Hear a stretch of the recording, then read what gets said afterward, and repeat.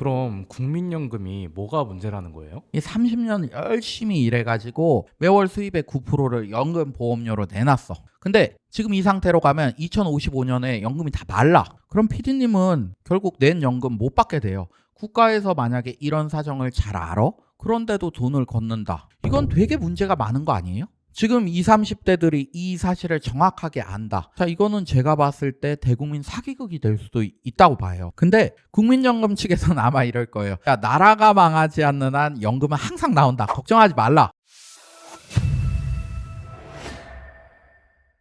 자, 요새 국민연금 가지고 말들이 아주 많습니다. 그래서 제가 찾아봤는데 지금의 국민연금의 구조하고 제가 많이 수행하고 있는 이 폰지 사기들하고 좀 비슷하다는 느낌을 받아가지고 그러면 얘기 좀 해보려고 합니다. 대표님, 근데 폰지 사기가 뭔가요? 자, 이 폰지 사기는 겉으로는 막 대단한 사업하고 있는 듯이 포장하면서 이 투자자들한테 사업에서 많은 수익이 발생하니까 당신한테도 고율의 투자 수익을 보장해 주겠다. 이런 얘기를 하면서 투자 수익금을 지급받는 거예요. 근데 이게 투자 수익률을 약속하는 게 되게 높아요. 예를 들면 내가 1억을 투자하면 이 원금은 기본적으로 보장을 해요. 그리고 이거하고 별개로 월에 10%씩 이런 식으로 되게 고율을 보장해 준다고 하는 거죠. 은행 이자가 현재 2, 3%대잖아요. 근데 10%씩 준다고 하니까 너나 나나 였다가 돈을 넣는 거예요. 또 이 폰지 사기 업체에서는 이 기존의 투자자가 새로운 투자자 손잡고 와가지고 이 사람이 돈 넣으면 뭐 모집 수당이니 레퍼럴 수당이니 하면서 이 새로 투자한 사람의 돈의 2, 3%를 이 소개해 준 사람한테 돈을 줘요. 그러니까 순식간에 아주 많은 사람이 모이긴 해. 근데 이 업체에서 당초 약속한 수익률이 너무 높고 별다른 사업은 하고 있지 않잖아요. 그러니까 최종장까지 가면 가장 최근에 투자한 사람들 돈 가지고 이 먼저 투자한 사람들의 원금하고 수익금 메어주다가 일정 시간이 지나면 투자자들도 더 모집하는데 한계가 되잖아요. 그럼 돈이 없으니까 두 손 두 팔 들고 책임 안 지고 빵 터지는 거예요. 이게 전형적인 폰지 사기예요. 근데 나라에서 운영하는 국민연금하고 사기업체에서 운영하는 폰지 사기가 뭐가 유사하죠? 첫째로는 좀 실현되기 어려운 수익률을 보장하는 것 같아요. 폰지 사기 같은 경우에는 투자 원금 보장하고 여기다가 2, 300% 정도의 수익을 보장하잖아요. 그러니까 내가 1억 넣으면 대략 2, 3억까지 받아갈 수 있다고 이 뻥을 쳐요, 걔네가. 자, 근데 이 국민연금은 내가 매월 받는 급여의 9%를 강제 징수해 가요. 그래서 30년 연금을 납부한 사람한테는 이 매월 급여액의 30% 정도를 주고 있어요. 예를 들어서 내 월급이 300만 원이야. 근데 9%면은 27만 원을 매일 국민연금으로 떼가는 거예요.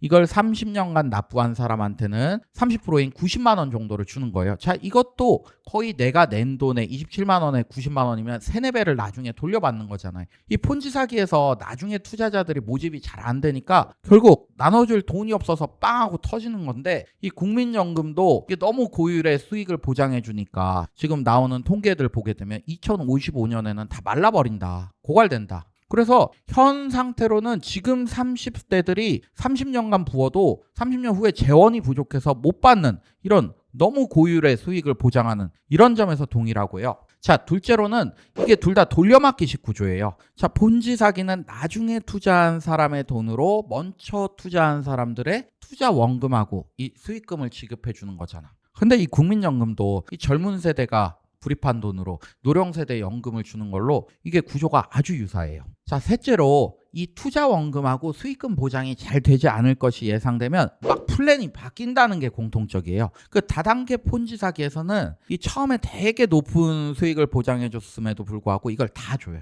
근데 투자자들이 기하급수적으로 많아지는 시점이 오잖아요. 그러면 나가야 되는 투자 수익금 액수가 어마무시해지니까 당초에 약속한 수익금 비율을 일방적으로 막 줄여버려요. 그러니까 처음에는 월에 10% 투자 수익 준다고 했다가 나중에 돈 부족해지면 뭐 월에 5%, 3%, 1% 가다 빵 터지게 돼요. 이 국민연금도 지금 말들이 아주 많아요. 이렇게 돈이 부족한 상황에서 이 제도를 현 상태와 같이 운영하기 위해서는 세 가지 방법밖에 없는 것 같아요. 결국 인풋인 국민연금 보험료를 더 많이 걷는다. 그리고 거둔 연기금을 수익성이 있게 운영한다. 그리고 아웃풋인 주는 국민연금 액수를 줄인다. 자, 이 세 가지 방안들이 논의되고 있는데 대부분의 논의들은 이 아웃풋인 국민연금 액수를 줄이는 데만 초점이 좀 맞춰져 있어요. 이게 왜냐하면 인풋인 국민연금 보험료를 더 걷는다. 이거 국민들 굉장히 저항이 심할 거예요. 그리고 거둔 연기금을 수익성 있게 운영하는 것. 자, 이거 말로는 되게 좋은데 이 연기금은 안정성을 굉장히 투자해야 되잖아요. 우리가 위험성이 높은 투자 상품에 넣는 것은 부적절하기 때문에 이 포트폴리오를 적정하게 구성을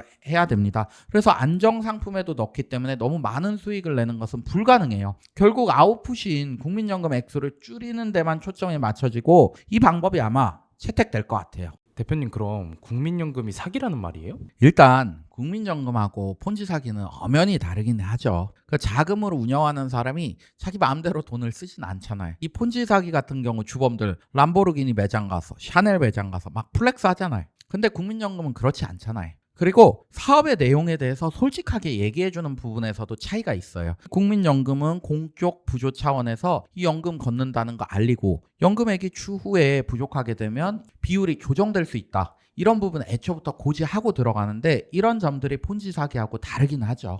그럼 국민연금이 뭐가 문제라는 거예요? PD님이 올해 제가 알기로 31 된 걸로 아는데 이 30년 열심히 일해가지고 매월 수입의 9%를 연금 보험료로 내놨어. 근데 지금 이 상태로 가면 2055년에 연금이 다 말라. 그럼 PD님은 결국 낸 연금 못 받게 돼요. 국가에서 만약에 이런 사정을 잘 알아? 그런데도 돈을 걷는다. 이건 되게 문제가 많은 거 아니에요?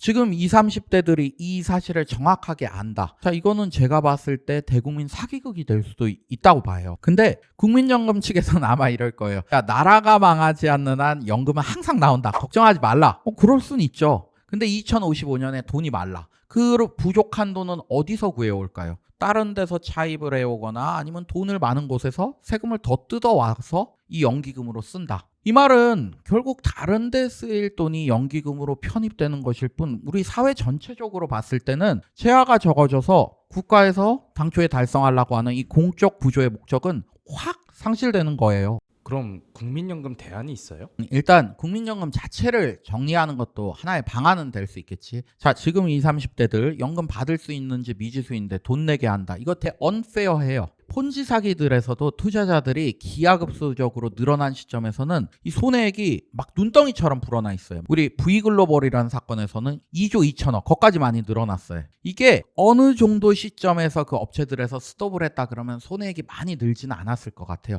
지금 국가에서 20, 30대들에게 국민연금 받아놨는데 향후 출산율이 더 떨어질 것으로 보인다. 실제로도 그러겠죠. 그러면 지금 걷어놓은 20, 30대들에게 줘야 될 연금 액수까지 감안하면 나중에 더더욱 재원이 부족해져가지고 이게 더 큰 문제가 될 수도 있거든요. 그렇기 때문에 객관적으로 봐서 이게 사업성이 좀 많이 떨어진다. 그러면 사업을 정리하는 것도 하나의 방편이에요. 다만 기존의 연금보험료를 냈던 사람들에게 분배를 어떻게 할지 이건 굉장히 숙고해 봐야 될 문제긴 하겠죠. 그리고 노후에 대한 투자는 여러 가지 방식이 있을 수 있잖아요. 내가 지금 9%를 넣어가지고 65세 이후에나 받을 국민연금에 나는 넣기가 싫다. 나는 현 시점에서 부동산이나 아니면 기타 자산을 마련해가지고 그 자산으로 노후를 준비하겠다. 라는 사람도 있을 것이고 내가 현 시점에서 위험성은 높지만 뭐 주식이나 코인 같은 데 투자해서 그 돈으로 노후를 준비하겠다. 이렇게 선택지가 열려 있기 때문에 그런 선택도 보장을 해줘야겠지. 그리고 연금을 꼭 채택한다 그래도 국민연금이 아닐 수도 있지. 자, 우리 은행이나 보험사에서 뭐 노령연금, 실버연금 이런 상품들을 팔잖아요. 자, 이런 상품이 국민연금보다 저는 사업성이 훨씬 좋다고 생각해. 이게 왜냐면 자, 지금 국민연금의 문제가 출산율이 떨어져서 인구 구조가 역피라미드가 이렇게 됐잖아요.